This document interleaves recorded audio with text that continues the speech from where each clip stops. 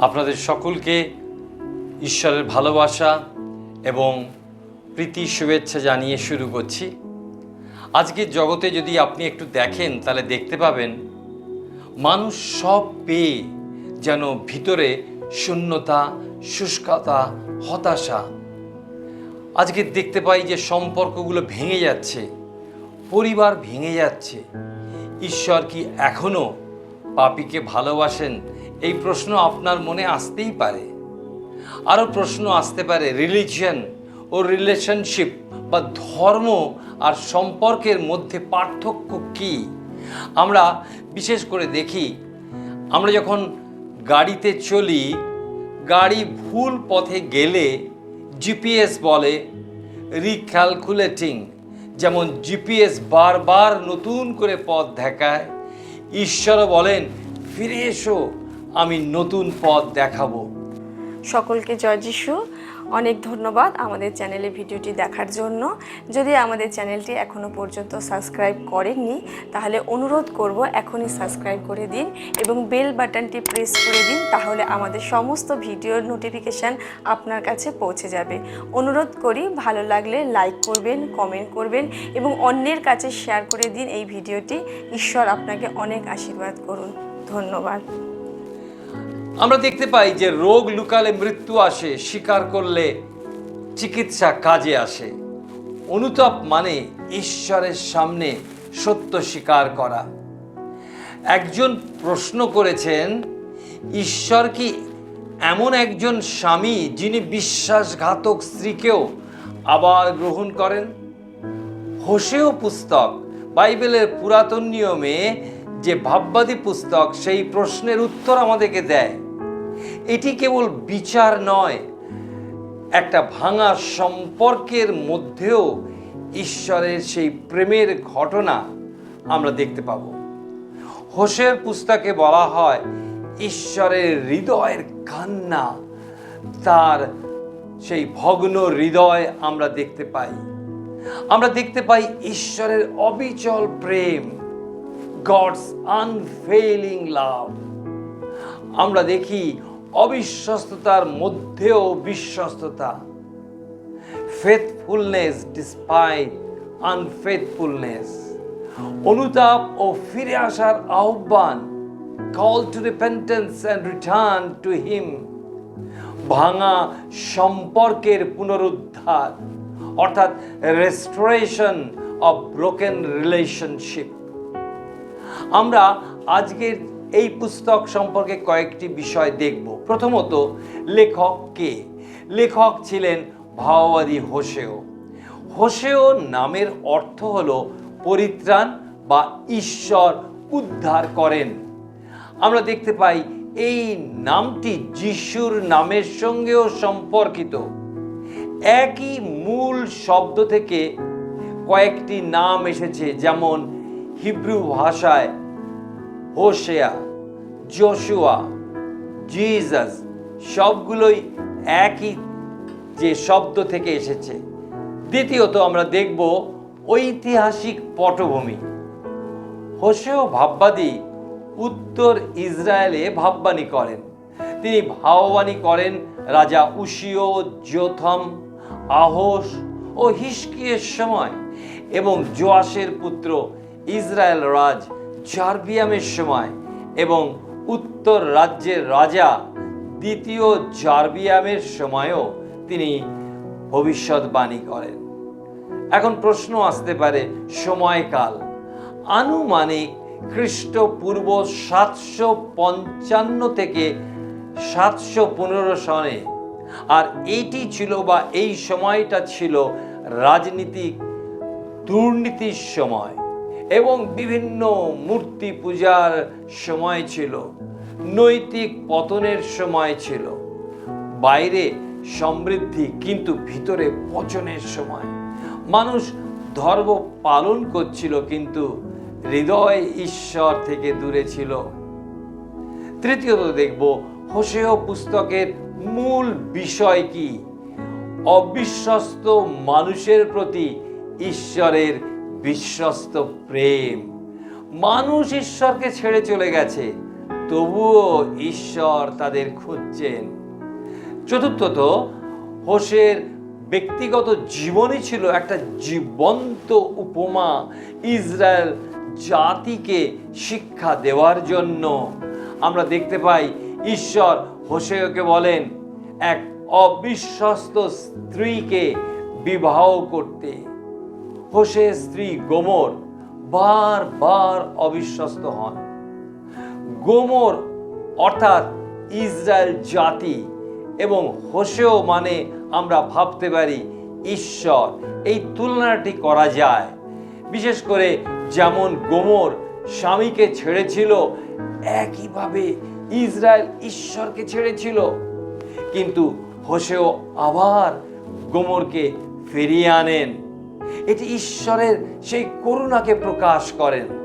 পঞ্চমত, হোশেও পুস্তকের প্রধান ভাগগুলো আমরা দেখব। 1 নম্বর হচ্ছে 1 থেকে 3 অধ্যায় পর্যন্ত। আর এখানে আমরা হোশের পারিবারিক জীবন, এখানে ঈশ্বর একটা পরিবারের মাধ্যমে ইসরায়েল জাতির পাপ দেখিয়েছেন। 3 সন্তানের নাম এবং অর্থ দেখি কিভাবে তিনি জানিয়েছিলেন। 1 হচ্ছে জিসরিয়েল, বিচার আসছে। লো রুহামা, দয়া করা হবে না। লো অম্মি, তোমরা আমার লোক নও। কিন্তু পরে ঈশ্বর পুনরুদ্ধারের প্রতিশ্রুতি দেন। ঈশ্বরের অভিযোগ, বিচার ও পুনরুদ্ধার এখানে দেখা যায় কি? আমরা দেখতে পাই পাপ, ভণ্ডামি, মূর্তি পূজা, দৈনিক পতন, অনুতাপের জন্য ঈশ্বর আহ্বান করেন এবং ভবিষ্যৎ পুনরুদ্ধারের কথাও তিনি জানান। এইটি আমরা দেখতে পাই অধ্যায় 4 থেকে 14 পদে। আমরা দেখতে পাই ষষ্ঠত, হোশেয় পুস্তকের প্রধান আধ্যাত্মিক সত্য আমরা এখন শিখব। 1 নম্বর দেখি, ঈশ্বর সম্পর্ক চান, শুধু ধর্ম নয়। আর সেই কারণে তিনি 6 অধ্যায় 6 পদে এই কথা বলেছেন, কারণ আমি দয়াই চাই, বলিদান নয়, এবং হোম অপেক্ষা ঈশ্বর বিষয়ক জ্ঞান চাই। মানুষ সেই সময় মন্দিরে যাচ্ছিল, কিন্তু তাদের হৃদয় ঈশ্বর থেকে অনেক দূরে ছিল।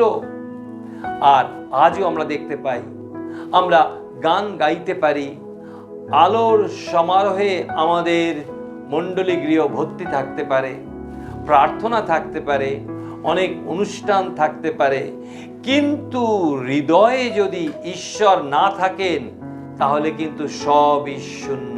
একথা মনে রাখতে হবে। এক স্ত্রীর কথা ভাবুন, প্রতিদিন স্বামীর জন্য রান্না করেন, কিন্তু কখনো কথা বলেন না তার স্বামীর সঙ্গে। এমন সম্পর্ক শুধু মেকানিক্যাল হয়ে যায়।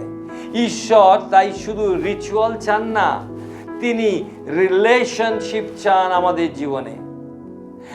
আজকের প্রশ্ন করি, আমি কি শুধু সানডের খ্রিস্টান, রবিবারের খ্রিস্ট বিশ্বাসী, নাকি প্রতিদিন ঈশ্বরের সঙ্গে সম্পর্ক রাখি? 2 নম্বর বিষয় দেখি, পাপ ধীরে ধীরে হৃদয়কে কঠিন করে। হোশেয় ভাববাদী পুস্তক তার 4 অধ্যায় 6 পদে লেখা আছে, জ্ঞানের অভাব প্রযুক্ত আমার প্রজাগণ বিনষ্ট হইতেছে। ইসরায়েল একদিনে পতিত হয়নি, ধীরে ধীরে ঈশ্বর থেকে তারা দূরে গেছে। একটা নৌকার কথা ভাবুন, নৌকায় ছোট্ট একটা ছিদ্র থাকলে প্রথমে কিছু বোঝা যায় না, কিন্তু ধীরে ধীরে পুরো নৌকার মধ্যে জল প্রবেশ করে তা ডুবে যায়। একইভাবে ছোট পাপ অবহেলা করলে বড় ধ্বংস আসে। ছোট শৃগাল, বাইবেল বলে যে পূর্ণ দ্রাক্ষাক্ষেত্রকে নষ্ট করে দেয়।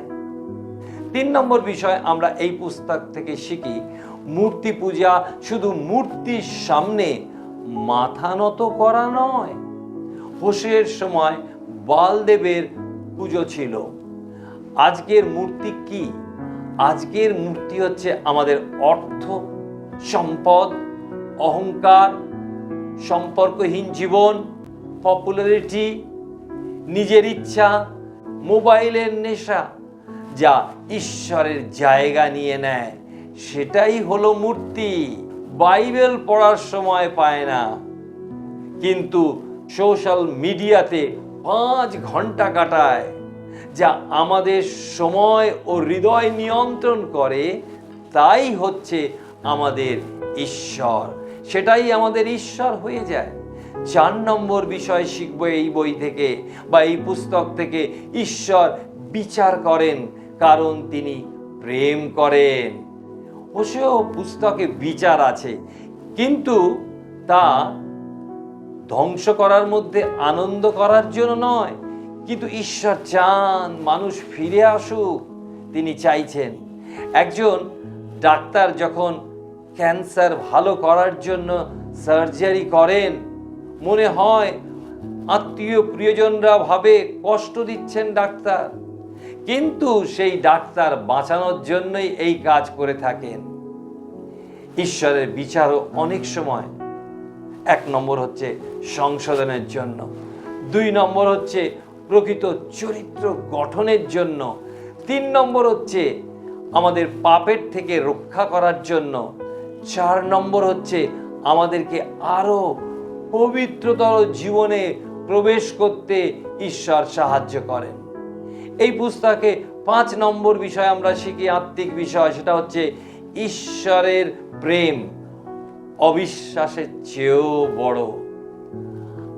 আমরা দেখি আমরা ঈশ্বরকে অবিশ্বাস করতে পারি, আমরা তার বিরুদ্ধে যেতে পারি, কিন্তু আমরা দেখি হোশেয়া 11 অধ্যায় ঈশ্বর পিতার মতো কথা বলছেন এবং তিনি বলছেন, হে ইফ্রাইম, আমি কি রূপে তোমাকে ত্যাগ করিব। আমরা দেখি এটা বাইবেলের সব থেকে আবেগপূর্ণ অধ্যায়গুলির একটি অধ্যায়, যেখানে ঈশ্বর বর্ণনা করছেন যে কেমন ভাবে তিনি ইসরায়েল জাতিকে একটা ছোট্ট মেয়ের মতন মানুষ করেছেন। তারপরে তারা কি করেছে? ঈশ্বরকে জলাঞ্জলি দিয়েছে, তারা বাল দেবের আরাধনায় মত্ত হয়েছে। একটা সন্তান যখন বাড়ি ছেড়ে চলে যায়, তবুও মা প্রতিদিন দরজার দিকে তাকিয়ে থাকে। মায়ের অপেক্ষা ভালোবাসার প্রমাণ। মা কখনো ভুলে যেতে পারে না, মা কখনো হাল ছেড়ে দেয় না।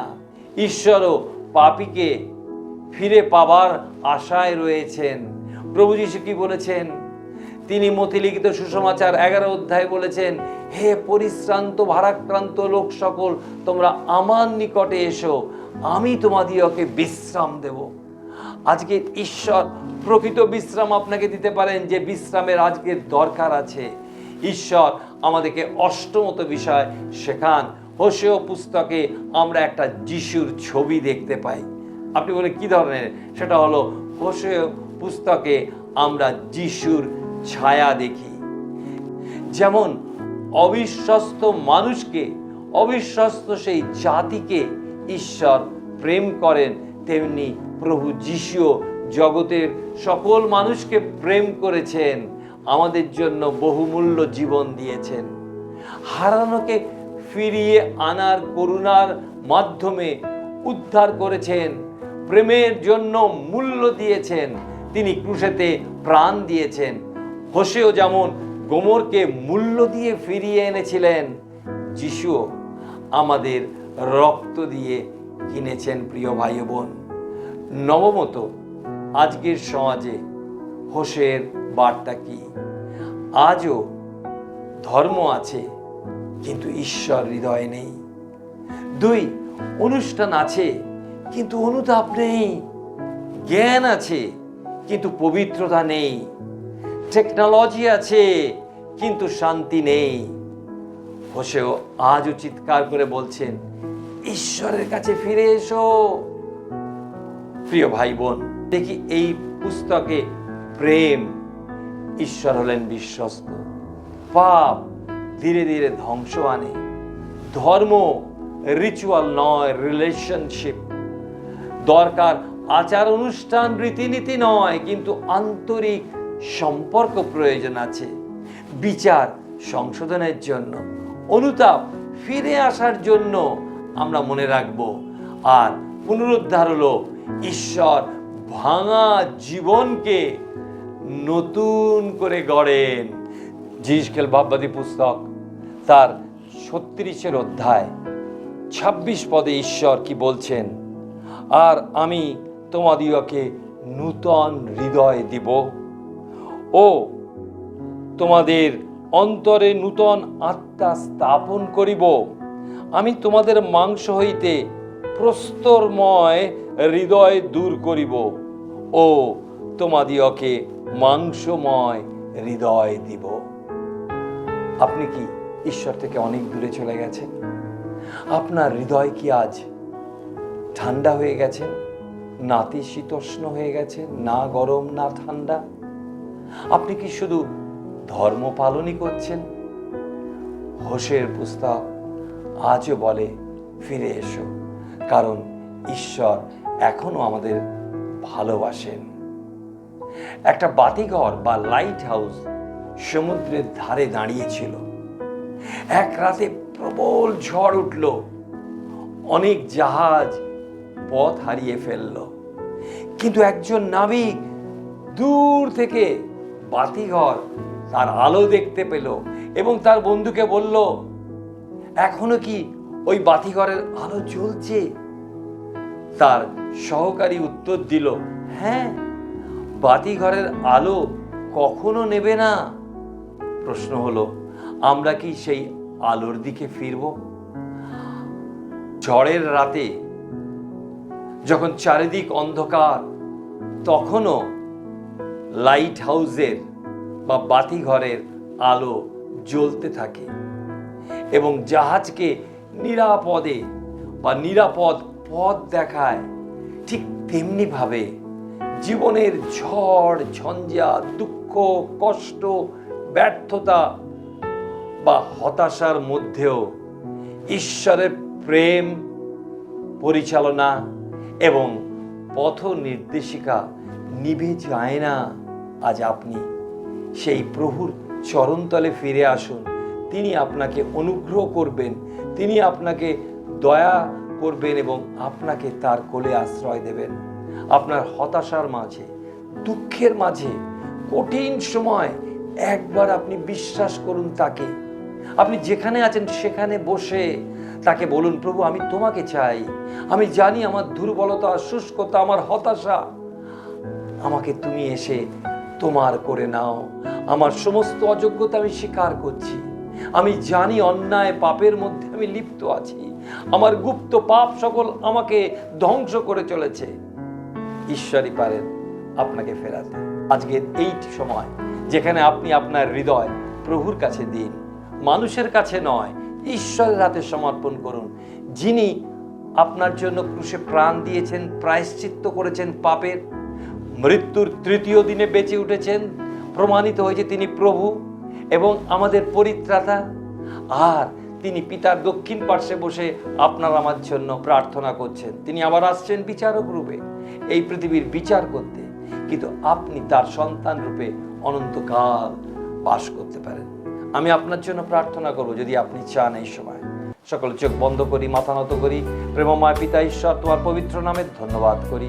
তোমার বাক্যে যে নিশ্চয়তা, যে আস্থা তুমি আমাদেরকে দিয়েছ, তার উপরে নির্ভর করে প্রভু যে কেউ এই সময় প্রার্থনায় যোগ দিয়েছেন প্রভু, তাকে তুমি স্পর্শ করো। তোমার প্রতিজ্ঞা অনুসারে প্রভু তুমি বলেছো, আমি তোমার হৃদয় দ্বারে আঘাত করে দিচ্ছি।